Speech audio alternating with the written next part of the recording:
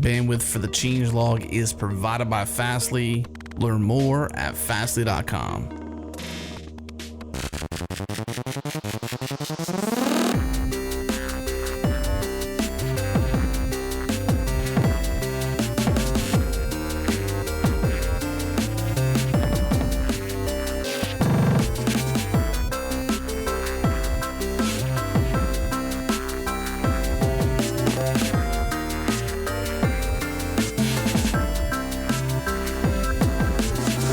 Welcome back, everyone. This is the Changelog, and I'm your host, Adam Stacoviak. This is episode 250, and today Jared and I are talking about Kubernetes, K8s, as it might be better known.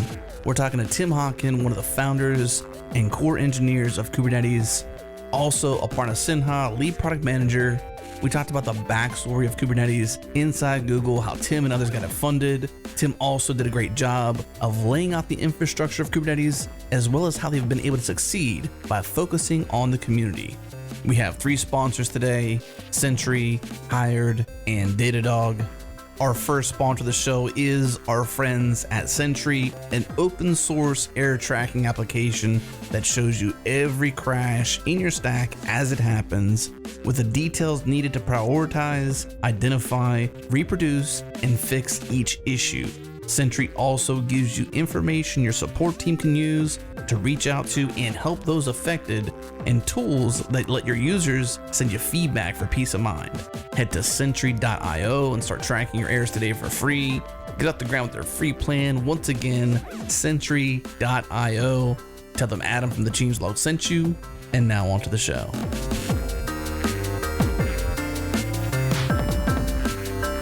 All right, we're back. We're talking about Kubernetes today, Jared. Kubernetes. K8s. That's right. The coolest acronym. Yeah, and thanks to Bob Hrdinsky at Google for contacting us and saying, hey, you should do a show on Kubernetes. Now, we've done a lot of shows kind of about Kubernetes on Go Time. So if you're into containers and Kubernetes and Go and all those things, definitely check out gotime.fm, especially episode 20. Kelsey Hightower came on the show, and that show was actually dedicated to Kubernetes, but most of the time it just gets brought up in passing, but never on the changelog, Adam. No, never. Like zero on the changelog. So we're very excited to have a show about Kubernetes. And today we're joined by Aparna Sinha, who's the senior product manager at Google and the product team lead of Kubernetes, as well as Tim Hockin, who's one of the OG software engineers on the project. OG. Tim and Aparna, thanks so much for joining us. Thanks for having us. Seem like being OG? I love it.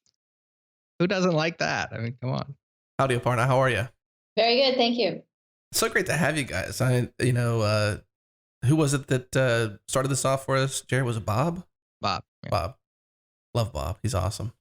Yeah. So one of the things we like to do, especially with a project which is kind of as storied as Kubernetes is, first of all, let's just state what it is. For those who are uninitiated, it's an open source system for automating deployment, scaling, and management of containerized applications. One of those cloud things, trying to make the cloud easier.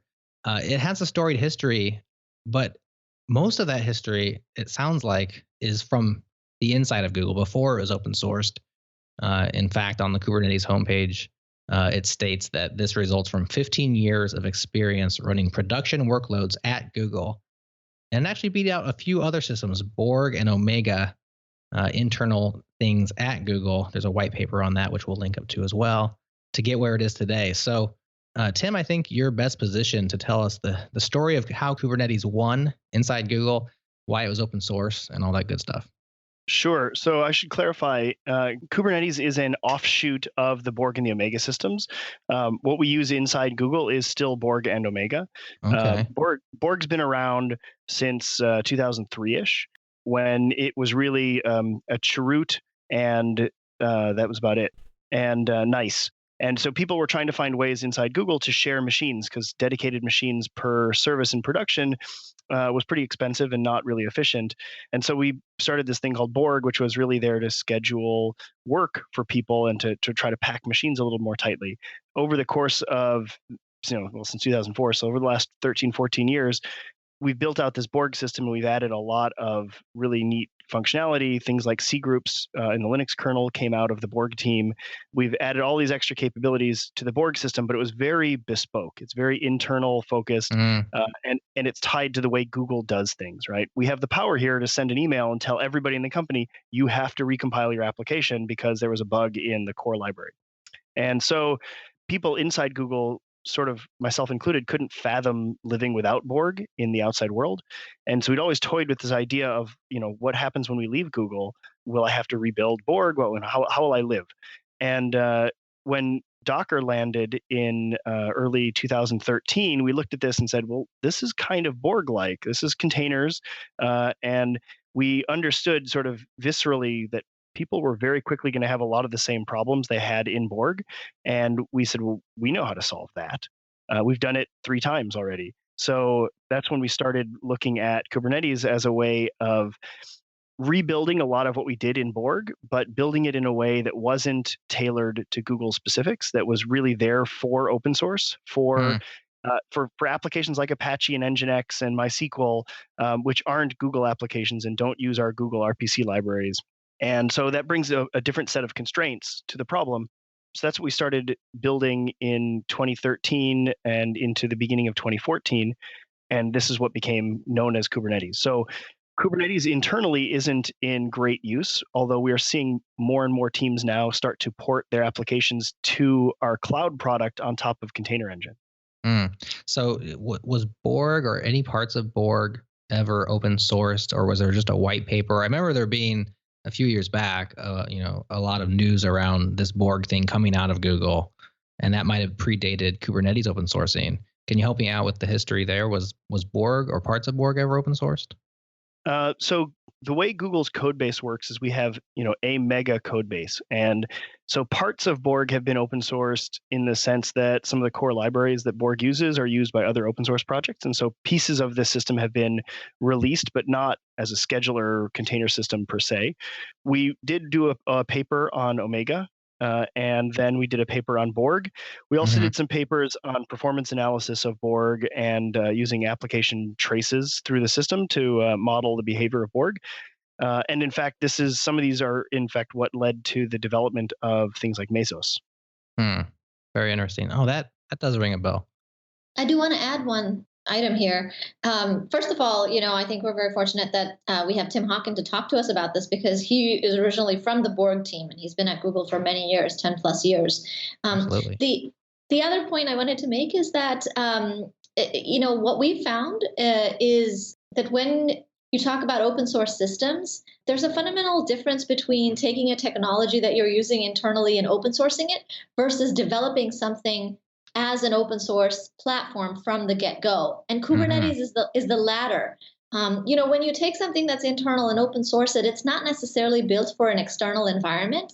And it's usually, has a number of constraints built into it that may be specific to the company from which it comes. But Kubernetes was built differently. And I think Tim can speak much more about that. But it was really built for the external world, with the external world from the start. On that note, though, that we've heard the story of people being inside of Google, and then, as you said before, Tim, kind of stepping outside of the Google land and no longer having those Google tools, and what would life be like without those? So we've heard that story before. So it seems natural to white paper Borg and provide that out there when Docker became to fruition, but then also feel like you have a problem to solve with Kubernetes and release that as a full-blown open source focused project. Yeah, we like to joke that Google's been playing a long game for the last 10 years by teaching everybody who comes to work at Google how to use Borg. And then when they leave Google, then they're out there aching for this thing for Borg, and then we produce Kubernetes. Right. That's a heck of a long game for sure. Tell me about open source, even the white paper. So I feel like we may have been down this road a little bit with Will Norris or somebody else from Google, Adam, that I can't think of their name, but I'm looking at Borg as an insider.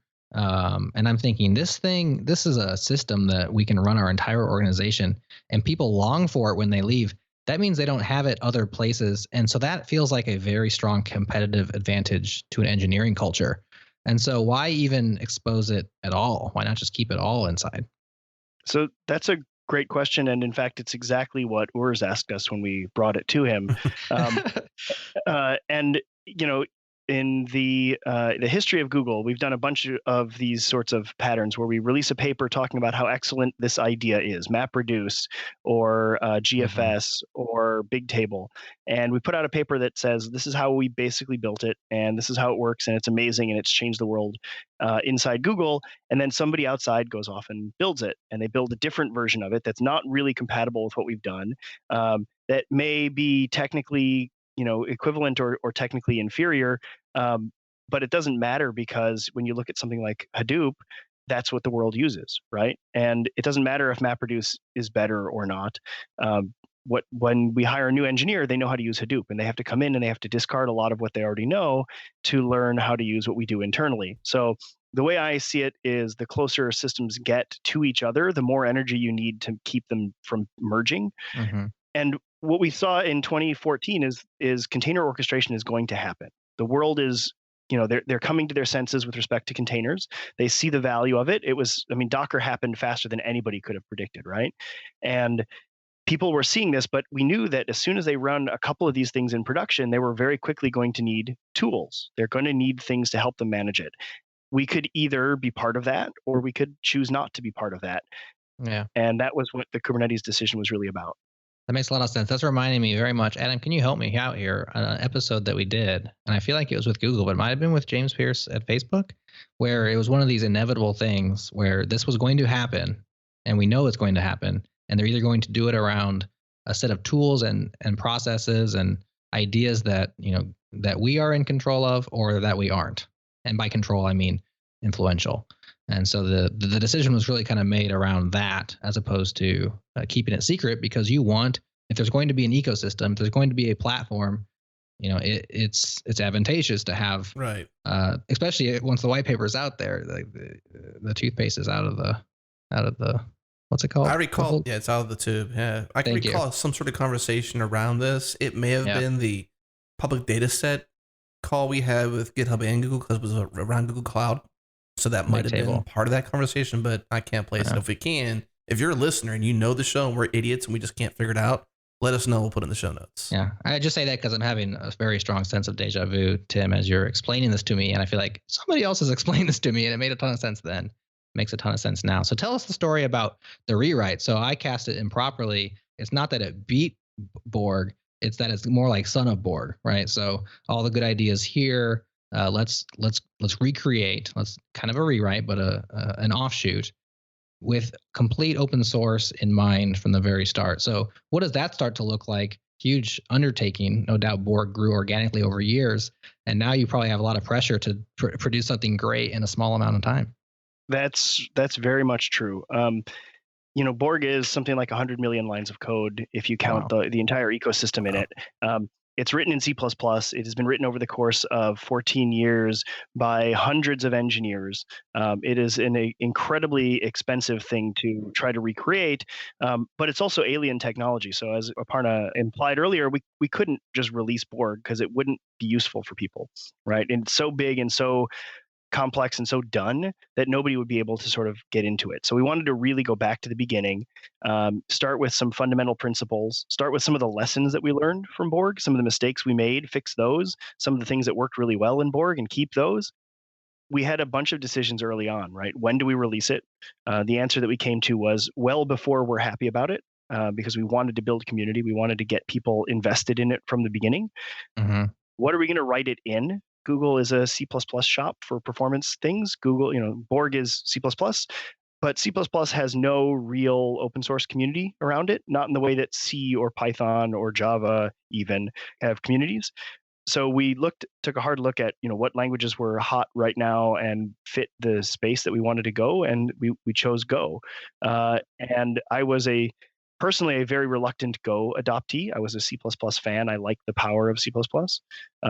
In hindsight, choosing Go was absolutely the right decision. The community around Go is amazing. The tooling is very good. The language is actually really good. I get a lot of work done really quickly. So these were all the decisions that we had to make at the beginning, right? Do we build it like Borg, where it's RPC and protobuf based? Or do we do more open standards? So we went with REST and JSON because we didn't want this to be a big incestuous, Google love fest.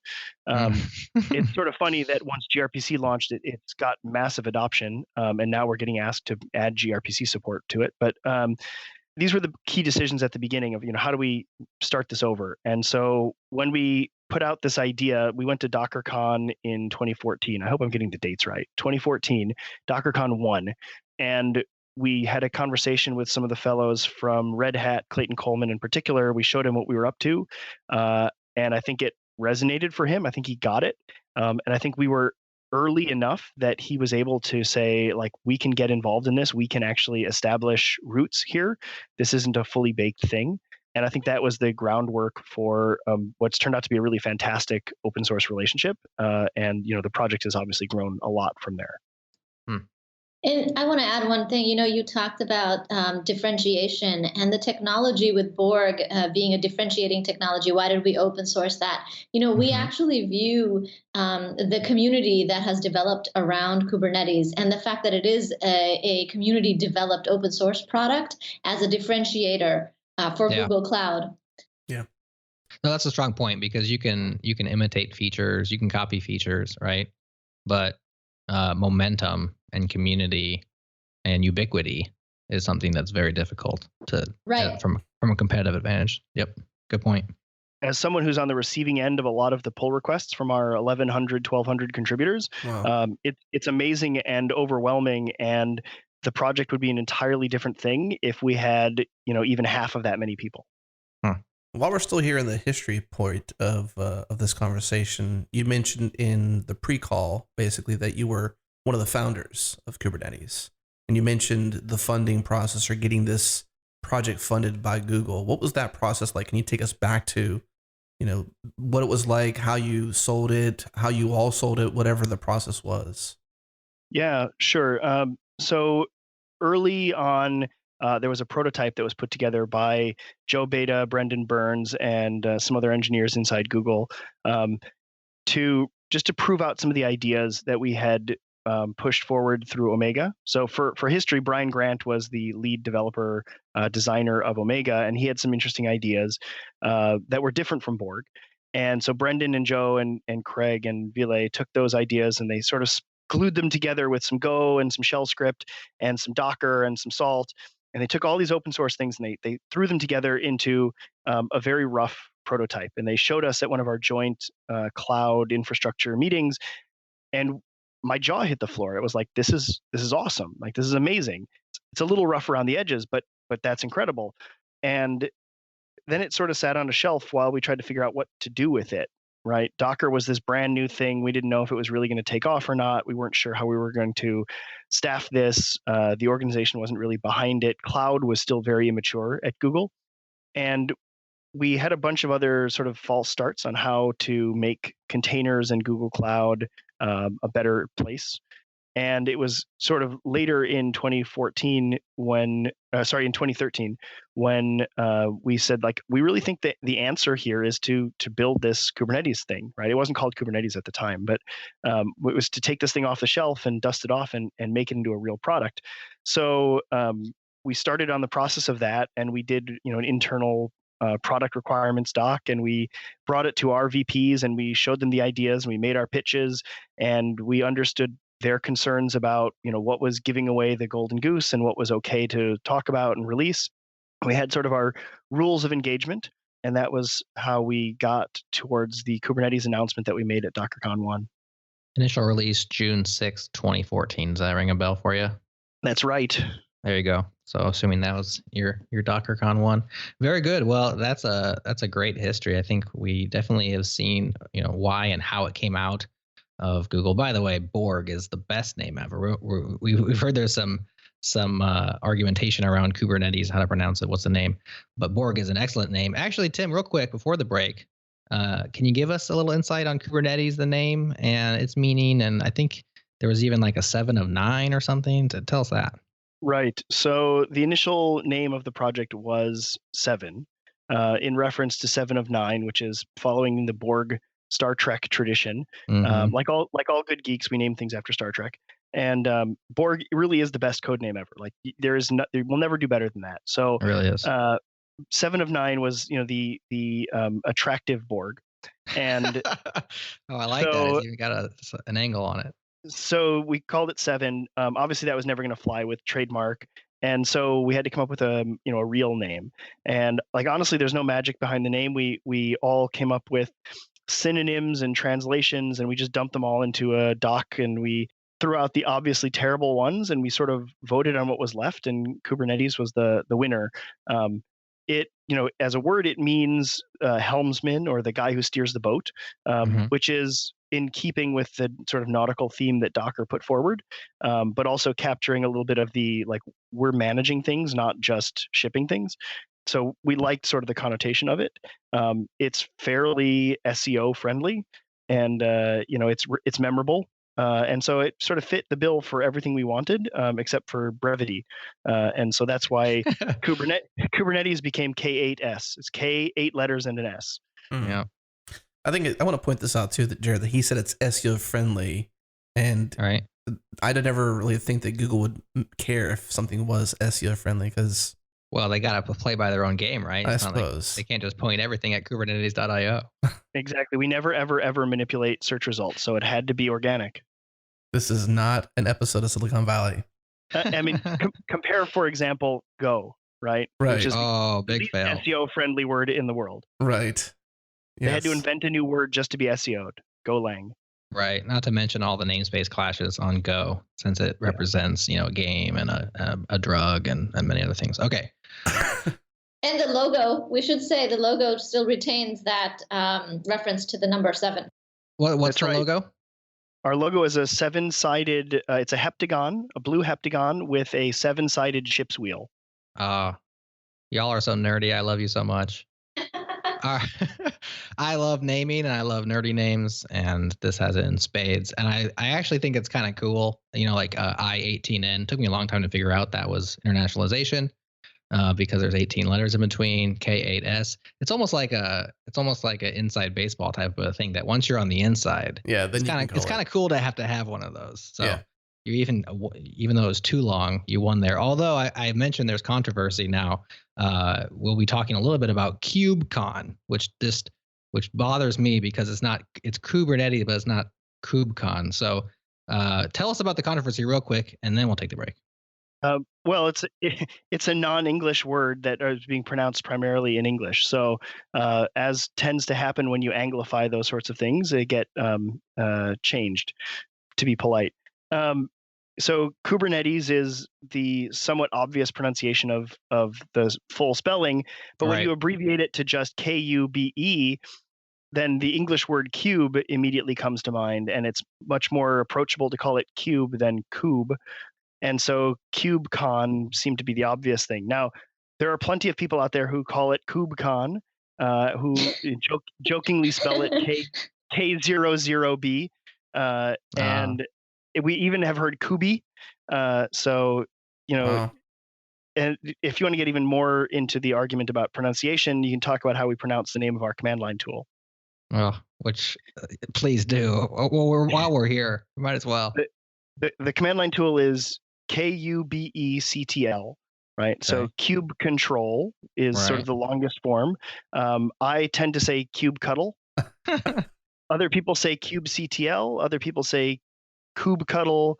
Every variant that you can come up with has been tried. So QB cuddle. Yeah. That's a good one. What else would we have to talk about if we couldn't argue over pronunciations? It's the classic programmer bike shed, and we all love it so much. Must argue about names. Hey friends, I'm dropping the background music on this break because I want you to completely focus on what I'm about to tell you. I want to tell you about our friends at Hired. We've been hearing lots of great things about them and their process to help developers find great jobs. So we reached out to them, and guess what? They were excited to work with us.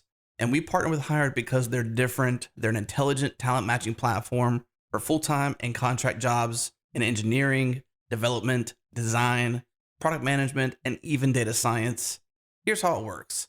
Instead of endlessly applying to companies hoping for the best, Hired puts you in full control of when and how you connect with interesting opportunities. After you complete one simple application, top employers apply to hire you Over a 4-week time frame, you'll receive personalized interview requests, upfront salary information, and all this will help you to make better, more informed decisions about your next steps towards the opportunities you like to pursue. And the best part is Hired is free. It won't cost you anything. Even better, they pay you to get hired. Head to hired.com/changelog.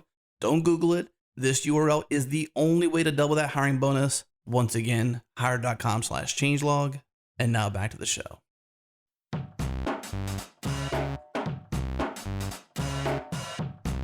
All right, we are back with Aparna Sinha and Tim Hockin from Google talking about Kubernetes. We got a little bit of the history and the why it exists.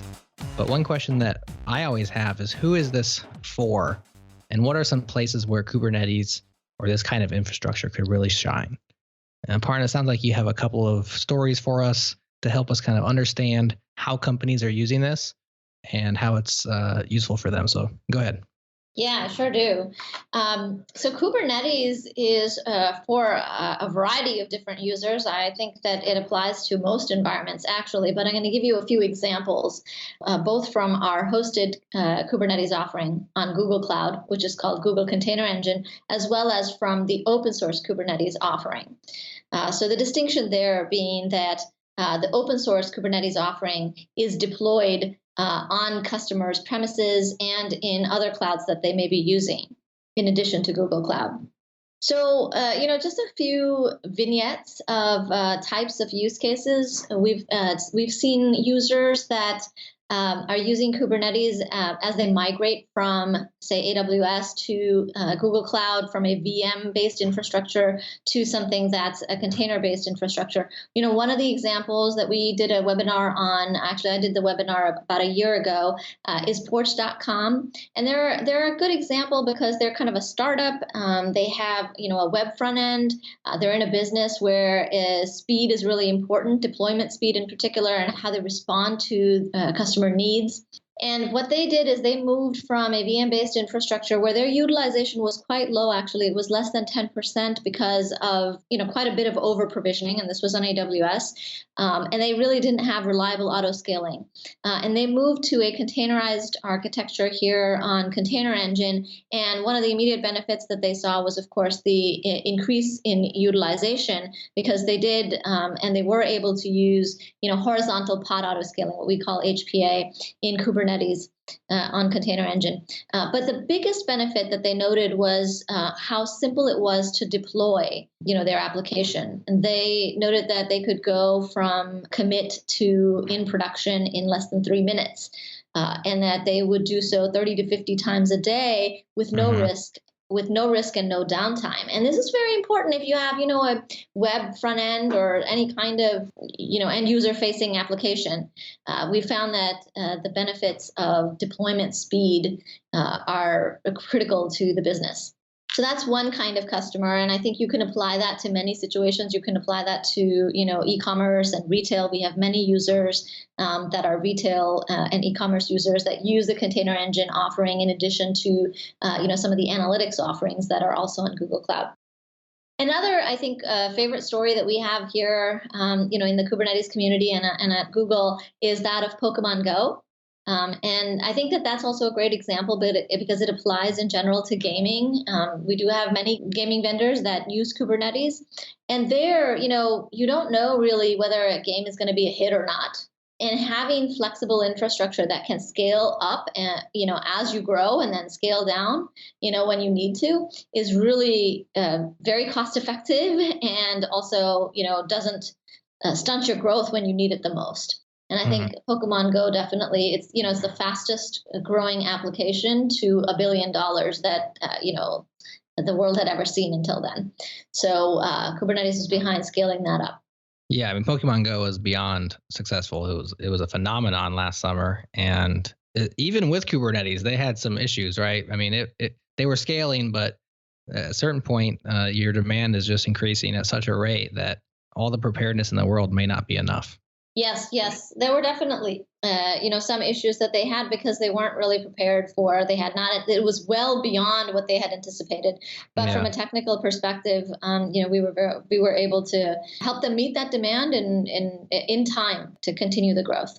Were they coordinating with you before release? Obviously, I mean, there's some dev time there. So how close was the relationship of like them planning the need for scale or even the potential need for scale and the infrastructure to be built on?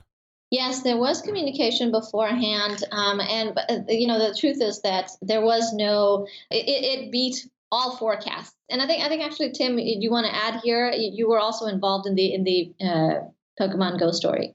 Yeah, I mean, it was sort of funny because I'm not a Pokemon fan. I'm just a little too old for that. And I came into work and I was all over the radio, as all people were talking about, all the interns were talking about. And I said, gosh, I'm so tired about hearing about this Pokemon thing. And they said, well, it's running on us, right? And I said, oh, oh, oh. Keep talking, please. So that was the same day that we got a request from our customer reliability engineering team, CRE, that Pokemon would like us to engage a little more and help them figure out how to scale better using the Kubernetes product.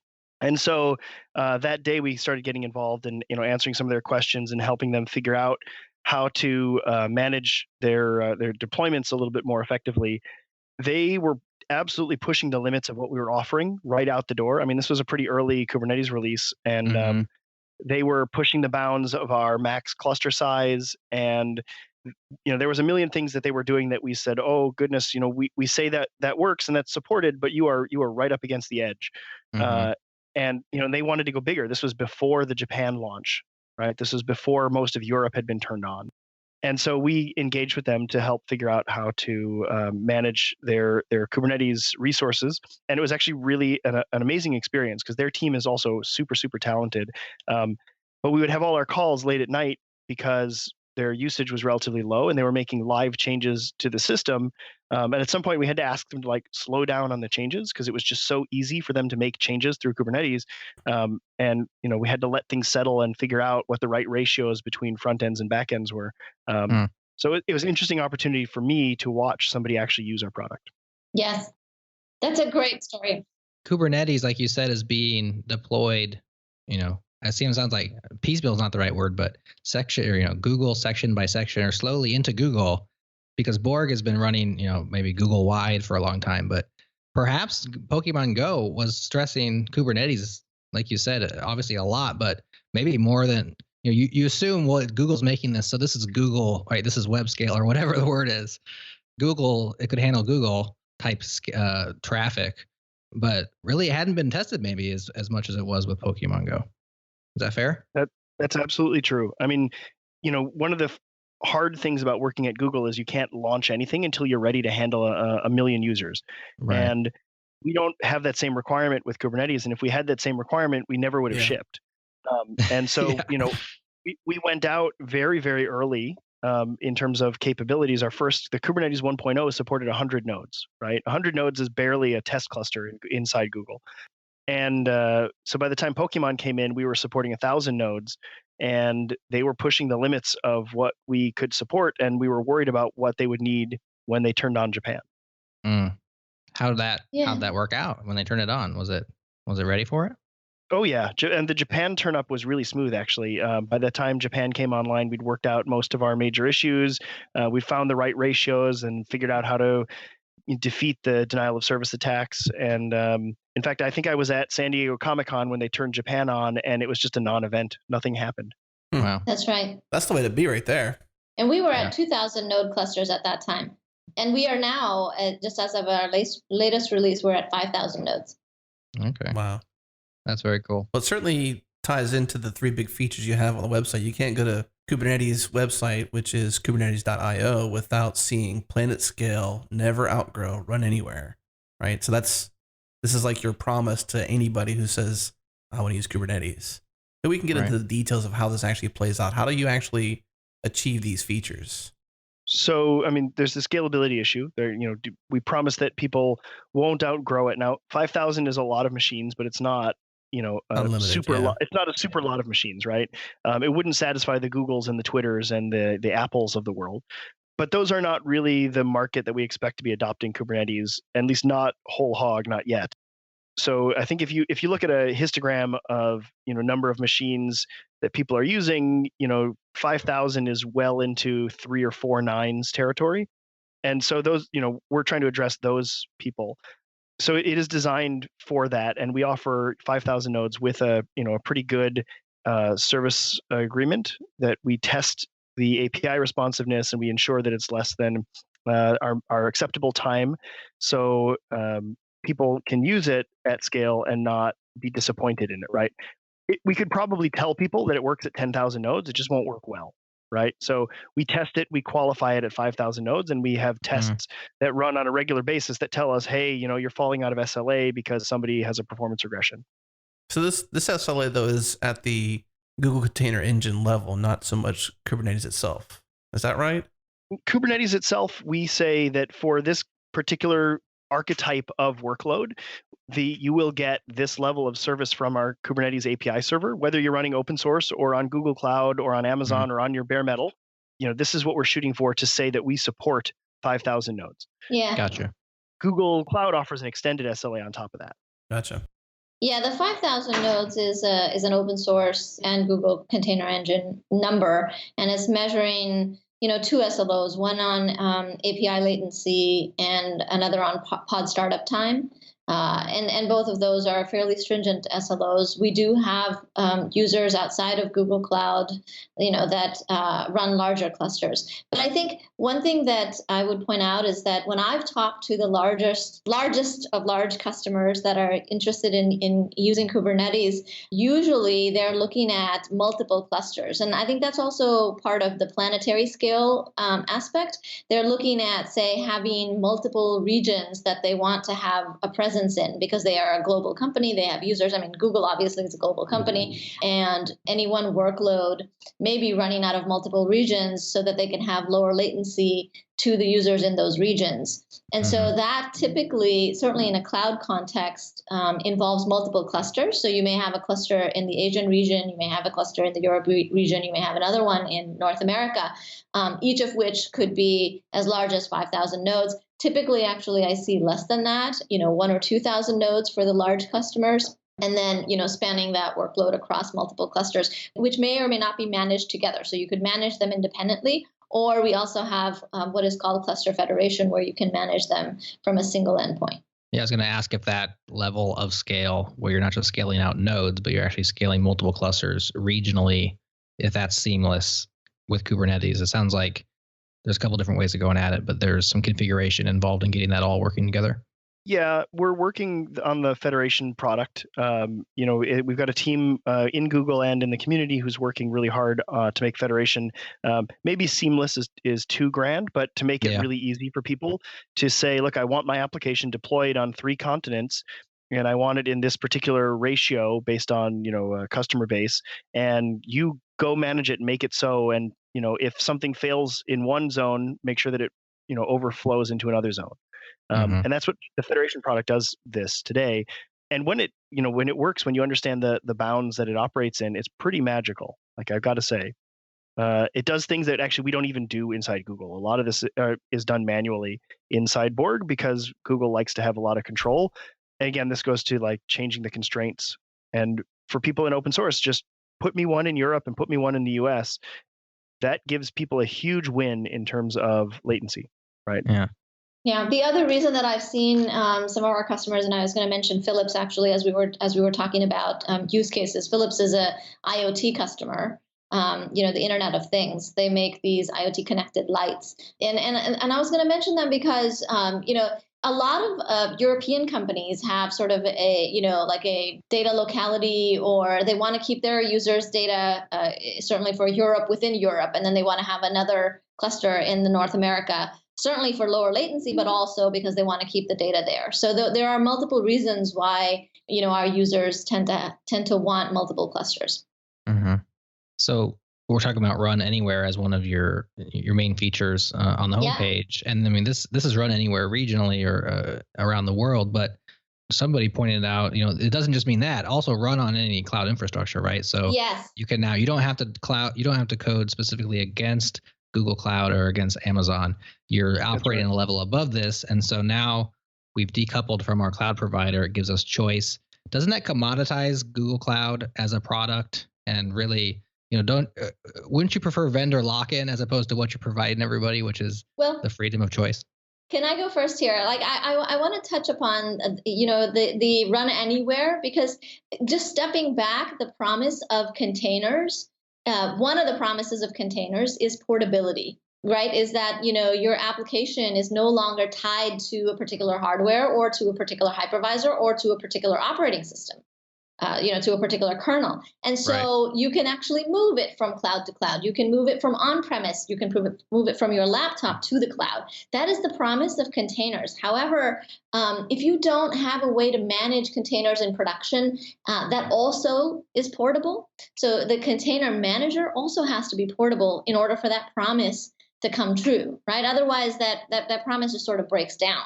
And so when we say that Kubernetes runs anywhere, we really are referring to that aspect of portability, that your container orchestrator, the thing that manages your container environment in production, can run in all of those environments. It can run on your laptop, it can run in your public cloud of choice and in your private cloud of choice. And I think Tim will say, it's not necessarily zero work to move your system from one cloud to another, but your applications and your services that are designed to run on Kubernetes will run on Kubernetes anywhere. That's right. We spend an enormous amount of time making Kubernetes not couple to the underlying cloud provider. And the reason we do that is we hear that this is what people want. This is what customers are asking for.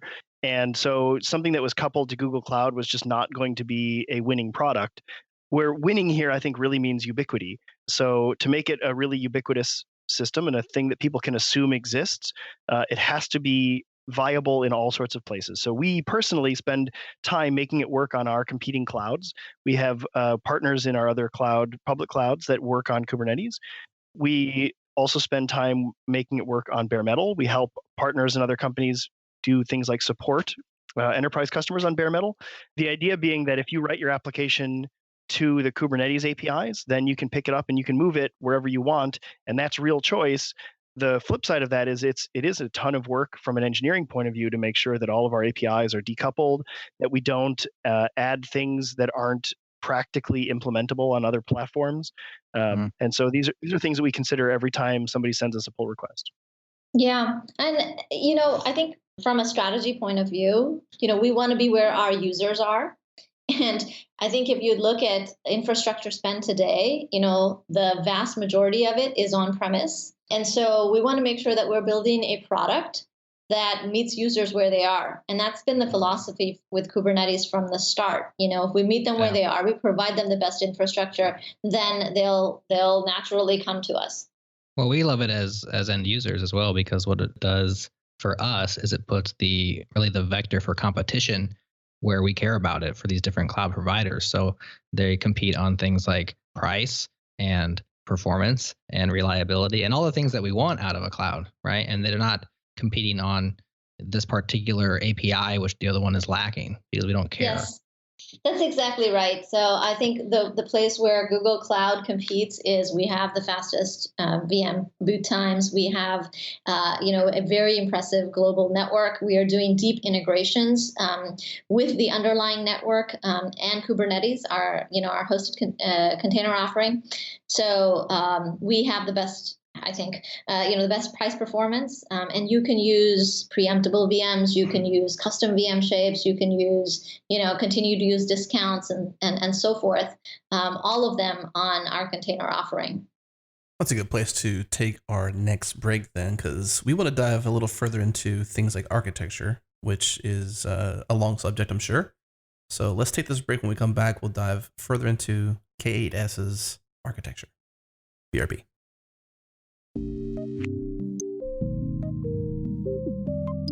So your application sits on layers of dynamic infrastructure, supporting services, microservices, everything. And our friends at Datadog bring you visibility into every part of your infrastructure. Plus, they have this thing called APM for monitoring your application's performance, dashboarding, collaboration tools, and alerts that let you develop your own workflow for observability and incident response. Super cool stuff. And Datadog integrates seamlessly with all of your apps and your systems, from Slack to Amazon Web Services, so you can get full visibility in literally minutes. Go to changelog.com/Datadog, get started, integrate, set that all up, and they'll send you a free t-shirt. If you haven't tried Datadog yet at your company or your side project, once again, go to changelog.com/Datadog, start for free, get a free t-shirt, support this show, and of course, huge thanks to Datadog for being the sponsor for the show, and show your support to us by checking out them. All right, back to the show. And we're back talking about K8s, and I said in the break I was dying to say BRB, and you can't follow K8s and go into a break and not say BRB, so I did it. So thank you very much. But bucket list. Check that off your bucket list. There you go. So Tim, Aparna, we're back talking about Kubernetes, and one thing that is probably hard to do audibly, at least either on a podcast like this, is to describe architecture. So Tim, how often do you get asked this, and can you do it? On pure podcast, it doesn't come up that often because I gesticulate wildly and like to sketch on whiteboards, but I'll do what I can. Well, let's say this. We will include, so there's a nice diagram even just on Wikipedia. So we'll put that in the show notes, which does lay out a few of the pieces. Hopefully it's correct. It is Wikipedia, so it could be wrong. But as you're talking, we'll assume the listener can at least go look at the show notes and view that and get some visual while you go through. Unless there's a better version of it somewhere. I think we've been working on a new architectural diagram, but I don't think it's ready for prime time yet. All right. Well, we'll have to use that one, and you'll have to smooth over all the rough edges. Go ahead. Lay it out for us. All right. So Kubernetes is fundamentally an API-driven system. So at the center of our universe is this thing we call the API server, and it is a REST server. So it's a web server with REST semantics, and we talk in terms of REST resources or objects, and those objects describe the various bits of semantics of our system. So those are things like pods and services and endpoints and load balancers and those sorts of things. Each machine within your cluster has an agent that runs in that machine, and that agent is called the kubelet. Following in the vein of Borg, which had its Borglet, and Omega, which had its omelet. So the kubelet runs on every machine, and it is responsible for talking to the API server, figuring out what that machine is supposed to be doing, which containers is it supposed to run, and then activating those changes. The API server runs on what we tend to call the master. It doesn't have to be a single machine or a set of machines dedicated to this, but it's the most common way that people operate. So on the master are some other components that run alongside it. One is the scheduler. The scheduler is just a consumer of our API. So everything we do consumes our API. There are no back channels. There are no secret APIs. Everything uses the public API. So the scheduler looks at the public API and it says, hey, is there work in here that hasn't been assigned to a worker? If there is, I'll go do that assignment. And that's basically all it does. And then we have this thing called the controller manager, which implements a control pattern that we call controllers. And what a controller does is it says, I have a job. My job is to make sure that a load balancer exists for this service. And that's all I do. And I watch the API server and I wait for changes. And when things change, I wake up, I activate whatever the thing that I was asked to change, and then I go back to sleep. And periodically, I'm going to wake up and I'm just going to check the state of the universe and make sure that it exists in the form that I expect it to exist. And if it doesn't, I'm going to drive towards the declared state. This is the sort of declarative model.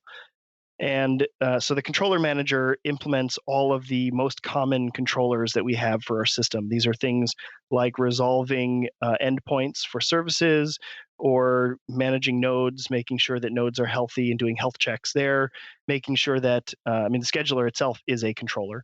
And so all of these pieces wake up and they're always talking to the API server constantly. So if you were to watch the API server's logs, you'll see that it's constantly busy just answering these requests for get these objects, put these objects, update this, patch that.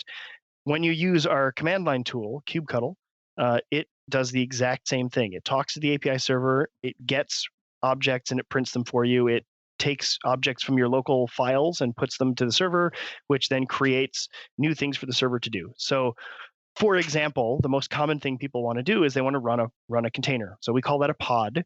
And a pod is a small group of containers. So as an end user, you can say something like kubectl run -- image equals nginx. And I want to just go run an nginx. That will generate a blob of JSON or protobuf that we tell the API server to post to a particular URL. And the API server says, okay, it validates the input. It writes it there and it says, I now have a pod that I've created. Here's the UID, the unique ID for that pod. Now the scheduler wakes up and says, oh, hey, look, pods have changed. Let me figure out what to do with this pod. It says, okay, well, I'm going to assign that to node number 3. And it adds a field to that object that says, now you're bound to node number 3. Now the kubelet on node number 3 wakes up and says, ooh, my information has changed. I'm supposed to go run this container. So it pulls that blob of JSON or protobuf. It looks at it and says, oh, I'm supposed to run nginx. Okay, cool. I will do a Docker pull of nginx. It will then run nginx and it will watch it. And if nginx ever crashes, it'll restart it. And it will, there's a million other things that are built into the pod specification, like health checks and readiness probes and lifecycle hooks. And we'll do all of those things. But the basic idea of running a container is pretty straightforward, right? You post what you want to happen to the API, and all these other pieces wake up and collaborate and make things happen. And I think the really cool part of this architecture is that it's always easy to figure out what the user wanted to happen because the state of things is declared. I want there to be a pod, and I want it to be running nginx. And I can then wake up periodically and say, is that not true? If it's not true, let me make it true. And there's never, you don't have to worry about, well, a command got lost or a command got sent twice because it's declarative. Well, first let me say that was excellent. You sold yourself short because I'm tracking everything. Of course, 100%. I'm staring at this diagram, which makes it very easy to track. So it's at least currently still up to date. So check out the diagram as he explains this if you're still confused. Rewind and stare at it. But interesting, I was wondering because you said I want an nginx. And so that I was like, okay, how does it know what an nginx is? And you said it pulls from Docker. So the images are all Docker images underneath. That's right. Oh, okay. And they could be in any repository. I mean, there's a public repository, or you could be using Google Container Repository, GCR. Right. Or you could use a private registry, or you could use the ones that Amazon ships, or you could use Quay.io. There's dozens of these offerings that are Docker registry compatible, and we'll work with all of them. We have a way to specify credentials so that you can pull from a private registry and use private images. Yeah. And then I also noticed that, we're talking about the architecture, kind of the underpinnings here. And I just love to see when there's other open source things that are involved because it is, nobody's building these things in a vacuum. And you have etcd being used for service discovery, which is a highly lauded tool out of the CoreOS, which is very cool. So you're pulling together things, Docker, etcd, of course, all this custom stuff as well. At the end of the day, it makes very much sense from a command line, but surely there's some sort of declarative way that I can define, similar to a Docker file. Is there a Kubernetes file where I can say, here's what I want it to look like, and I can pass that off and it builds and runs, or how does that work? Absolutely. The specification of our API objects in the end is just a schema, right? And you can use things like OpenAPI, which is a specification, the follow-on to Swagger. You can look at that for sort of a meta description of what the schema is. And in the end, you can write yourself a JSON or a YAML file that you just check into source control. And that is literally the exact same thing that kubectl run does, is it generates that same blob of JSON and sends it. So the command line gives you a bunch of imperative sort of commands for humans. But if you were really running this as a production system, what I would do is write the JSON or the YAML blob, check it into your source control, and then activate it on the server. So there's a separate command called kubectl apply, which says take this blob of JSON in a file, or you can actually have one file that has multiple resources in it. You can also point it at a directory. You can also point it at a URL, and go apply this configuration to my cluster. Make it so. I wanted to call it kubectl make it so, but the Borg analogies ran dry. It's like a wish machine, basically, and hopefully the wish can be commanded. And that is how most customers run in production. Right. Yes. Well, it makes sense to kind of feel things out. Yeah, feel things out with the command line, right? Test and develop, and then once you have it figured out, then you do it with the apply method. Right. And in fact, we run our own website and some of our own tools on Kubernetes, and we publish our YAMLs so that people can look at how we run our own stuff. And I think that's sort of interesting for people. And we've, it has given us a sense of exactly what people are up against when it comes to things like certificates and it comes to things like canarying. And so we've tried a bunch of different techniques for, how we think best to use our own stuff. Yeah, what would be really cool is if we could actually do a demo on the podcast, which is going to be much harder.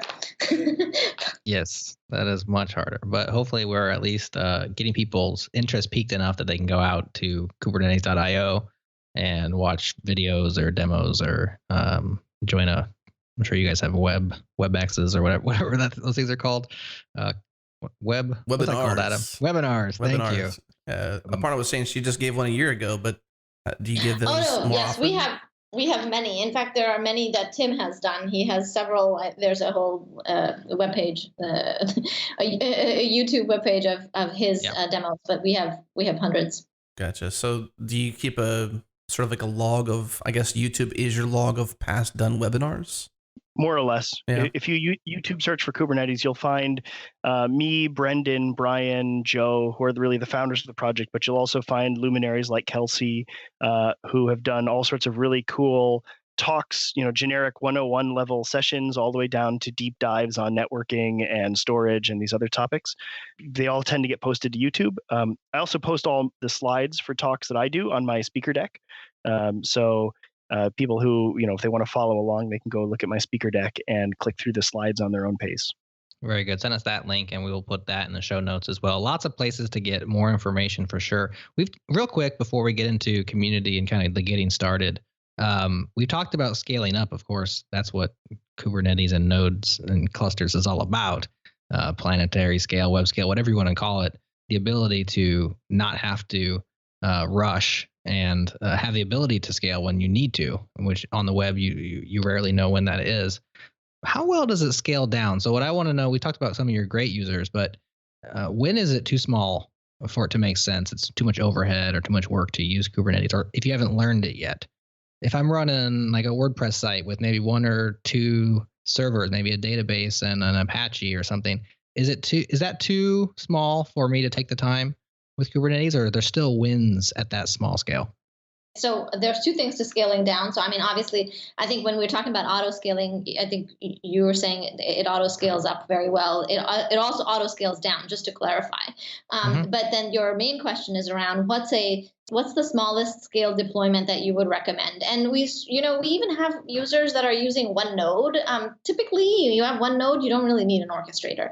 But 2 to 3 nodes, you start to need, depending on how many pods you're going to have, it makes sense to have an orchestrator, or makes sense to have a management framework, especially if you're running things in production. If you just have one node with some number of containers, then maybe it doesn't make sense to use Kubernetes. But I think anything beyond that. So from my own point of view, I actually do run my personal stuff on a single node cluster. And I do it because the command line tools are convenient and easy to use.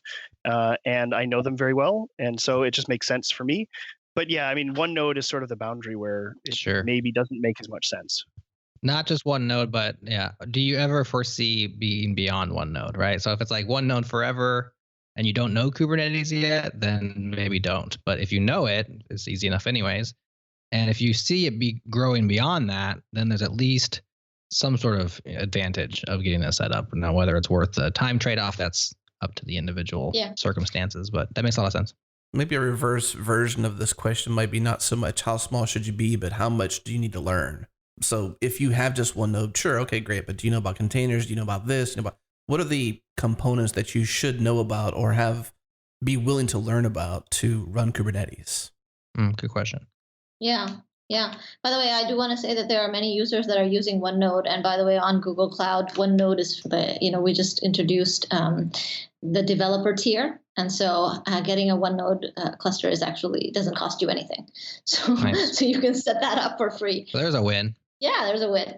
I think in terms of learning curve, there are two things. If you are deploying a cluster by yourself, on premise, there is, I would say, a set of things you need to figure out, to how to deploy it. Depending on how you do the deployment, it can be very easy, or if you're doing something custom, it can take more time. As far as using it, if you use it in, say, a hosted environment, or you're not the one who's actually doing the deployment of the cluster, I would say that it's quite easy to use. You need to understand the concept of a service, which is going to be part of your application. And you need to think about, okay, how do I containerize my service? But that's something that you need to do if you're going to use Docker containers. So either way, you need to do that. But beyond that, and I guess I'm biased, but the set of concepts in Kubernetes are fairly straightforward. It's it's like I've got my application. It's made up of a few services. The services are going to run in pods, and I'm going to write a set of declarative YAML that is going to say, how do I want to run my service? So it's fairly straightforward. Okay. I mean, I agree. When I decided I was going to move my family stuff over to a single node Kubernetes cluster, I spent a couple of days thinking about how am I going to take this running VM image that I had from years ago and decompose it into containers in a way that made sense for me to manage it, right? But I didn't actually have to go that far. I could have just taken everything and jammed them together into one container and called it done. But I spent a couple of days and I ended up with a pretty neat design where I've got a MySQL container and I've got a PHP container that runs a little PHP site that we have, and I wrote a little container for web trees, which runs some genealogy software, and put them all together. And now when I want to know what's happening on my server, I have the same command line tool that I have available at work. And if I want to update it, it's really just one single command line. There's no more SSH in and edit config files. It's just a different way of working that I think works really well. That's interesting too, because anybody who's ever run WordPress knows that if you use MySQL, then that often can be the thing that falls down whenever your site gets a ton of traffic. So it's often somebody sees the page that says can't connect to MySQL server or something like that. So having that in its own container, and then obviously having that auto scale up or down or restart if it fails, or respawn if it fails, totally makes sense to have that kind of architecture. While it's overkill, it makes sense. Technically, it's not overkill. Right. I get away with a very small VM and a very small MySQL container. But if for some reason lots of people wanted to start looking at my family genealogy, then I would move it to a bigger VM on its own, and none of the front end containers would even care. Let's talk about getting started then. I mean, we've talked quite a bit about how it works, the architecture, which, again, great example of it because we followed. And listeners, again, if you didn't go and check out the diagram, you should. But let's talk about getting started. What's the best way to get started? Is it simply, is it a git pull? How does this work? Well, I think Aparna and I are a little biased, but I think the easiest way to get started is to get a Google Cloud account and go to Google Container Engine. And, with about 6 clicks, you have a Kubernetes cluster up and running that you can use the command line tools that you can download as part of our Cloud SDK. You don't need to look at the code. You don't need to git check out anything. You don't need to compile in order to use the thing. And that's the same environment that you get there that Pokemon's using. And I think that this is far and away the simplest way to do things. Now, in exchange for managed services, you give up some amount of control. And so if you feel like you want to dig into it more, you want to go under the covers, you can just git check out the current tree, and you can run one of the scripts that's in our repository called kubeup. And the default target there is Google Container Engine, but there's equivalents for other environments. Or you can go to a doc, like Kelsey Hightower wrote this wonderful doc called Kubernetes the Hard Way, where he takes apart all of the things that our scripts do and lays them out for people to follow step by step by step. And you can take that and you can apply it sort of to whatever environment you want to run it in. Yeah, I think the best way to get started is on Container Engine, but and I think I already mentioned the one node free tier, but the other way, maybe you were about to say this, Tim, is Minikube. Exactly. Minikube is our local development environment. So you can run sort of a mock cluster on your laptop, and you get the same command line tools, the same API server, literally all the same code that's running, but it runs on your laptop and presents you a virtual cluster. That tutorial you mentioned from Kelsey was actually talked quite a bit about on Go Time episode number 20. So if you're listening to this and you want to dive deep into some of the behind the scenes on that, Kelsey was on that show that day and kind of covered that and lots of other fun stuff around Kubernetes because he's obviously a huge fan. But it's called Kubernetes the Hard Way. It's on GitHub. We'll link it up in the show notes. Okay, so moving on from getting started, is that what we want to cover there? Is there a bit more on the getting started part? I've got a link out to Minikube as well, which is so funny that it's cube there, but it's not cube. Minikube, Minikube. We're whatever. stuck. We're stuck on it. Yeah. Let's talk. Look, you mentioned this as community run. Okay, so this is a Google thing, son of Borg, so to speak, but there is community behind it. How does community transcend the Google-esque stuff of this, like having Google fund it, back it, support it? How does community play into this?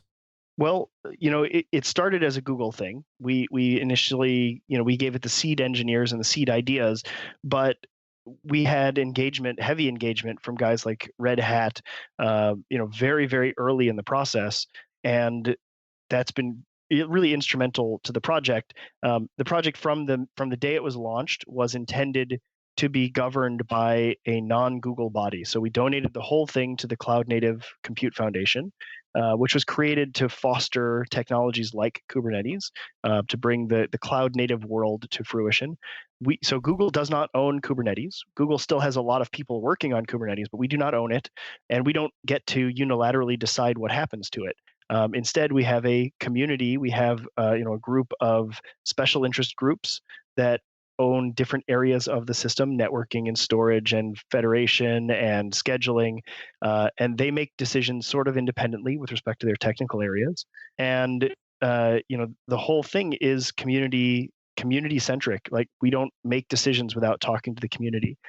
And net, as of right now, I think Google is less than 45% of the net contributions. Wow. We've actually might have something in the future around the Cloud Native Computing Foundation. We work closely with parts of the Linux Foundation, so we've got an opportunity to talk a bit about that. And it's interesting to see that Kubernetes is a part of that. Yeah. Yeah, we're excited to be joined by lots of other cool projects there, like Prometheus and Rocket and Containerd, that are really embracing the idea of this cloud native world, where things are dynamic, and the idea that concretely what everything is doing at any moment in time sort of fades away, and the system runs itself. It's also interesting to see that you care enough, or you're diplomatic enough, might be a better word, to hand this over to essentially the community in that sense of the word. Like being a Linux Foundation sub thing with the Cloud Compute Foundation, it shows that Google wants to play a role but not own. I think this was part of the ubiquity argument too. We had to do this. Right. If this remained a Google thing forever, there would be a lot of mistrust. Google has something of a track record for changing directions midstream, and we wanted people to be comfortable knowing that they can bet their business on this, and that even if Google did walk away from it, that the thing still exists and has a life of its own. And I'd say that part of it has been fantastically successful. The fact that we're the number one contributor, but we're not the majority. And in fact, the number two main contributor, I think, on the pie chart is unaffiliated or independent. So I think this was just a requirement of being in this space at this time in the industry. Yeah, I would say this is not all altruistic, right? We actually believe that in order to reach our audience, again, the audience is all the users on-premise and across clouds. Being open source is extremely important for that, and developing a community that works with users on-premise in bare metal, across the world is instrumental, right? Like the way that we develop the product is not just from Google, it's through the community that is working actively with the users. And often it's with the users themselves. So, Box is a great example, eBay is a great example, New York Times. These are all users that also contribute back to the project. And so that makes the product stronger. And that's not just, that's not altruism on the part of Google. That's, I think that's strategic. I like that your perspective is about trust, which is super important, obviously, to put the thing that runs your thing, that be the thing that is most trusted. You need to have that full out, 100% trust, beyond 100%, 110% trust. That's an interesting perspective, but this is a good place to leave it. This is a great show. History, how it works, architecture. We couldn't have asked for more to come out of this show. So thank you, Aparna and Tim, for joining us today. Any final closing thoughts before we close this show out? Kubernetes is an open system. I always end every talk I do with the same slide. We're open. We're an open community. We want to hear from people. If you have an idea, don't think that you can't bring it to us. Please come and share with us what problems you're trying to solve, and we'll see what we can do. That's awesome. Well, thank you again so much for joining us today. That was an awesome show. Thanks. Thanks, guys. The Changelog is produced by myself, Adam Stacoviak, and also Jared Santo. We're edited by Jonathan Youngblood. Our music is produced by the mysterious Breakmaster Cylinder. You can find more episodes like this one at changelog.com or by subscribing wherever you get your podcasts. Our bandwidth is provided by Fastly. Head to fastly.com to learn more.